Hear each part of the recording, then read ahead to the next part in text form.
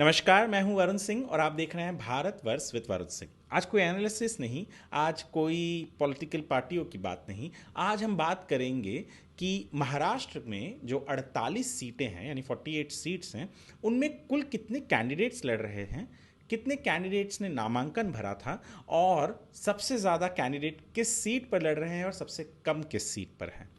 देखिए 48 सीट हैं और 48 सीट के लिए केवल जो पॉलिटिकल पार्टीज़ हैं उन्होंने ही नहीं बल्कि इंडिपेंडेंट्स भी होते हैं, छोटी पॉलिटिकल पार्टियां होती हैं, इन सब ने नॉमिनेशन भरा हुआ है।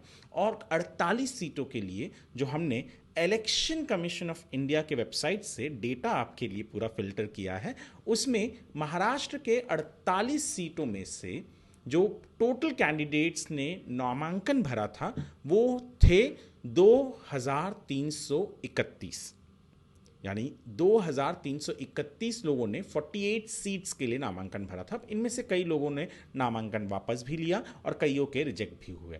तो जो टोटल कैंडिडेट इलेक्शन लड़ रहे हैं यानी कंटेस्टिंग कैंडिडेट्स जिनके नामांकन को एक्सेप्ट किया इलेक्शन कमीशन ऑफ इंडिया ने, वो आंकड़ा है 1121 का, यानी कुल 1121 लोग इस महापर्व में, जो हम कहते हैं इलेक्शन को, लोकसभा 2024 में महाराष्ट्र के 48 सीटों से लड़ रहे हैं।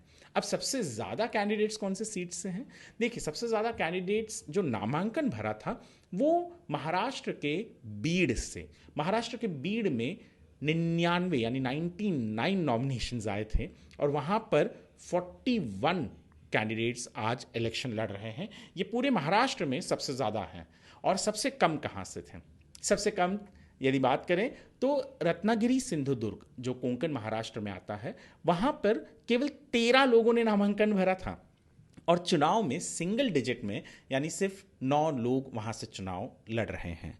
यानी बीड़ की अगर मैं बात करूँ तो वहाँ से भारतीय जनता पार्टी की कद्दावर नेता पंकजा मुंडे, जो गोपीनाथ मुंडे जी की बेटी हैं, वो लड़ रही हैं और नारायण राणे लड़ रहे हैं रत्नागिरी सिंधुदुर्ग से भारतीय जनता पार्टी के टिकट पे। और उनके सामने हैं विनायक राउत। विनायक राउत ये सिटिंग एमपी हैं और उद्धव ठाकरे की शिवसेना से वो यहाँ से चुनाव लड़ रहे हैं। तो ये था महाराष्ट्र में 48 सीटों पर कितने कैंडिडेट्स चुनाव में हैं, कितनों ने नामांकन भरा और कितनों के नामांकन एक्सेप्ट हुए।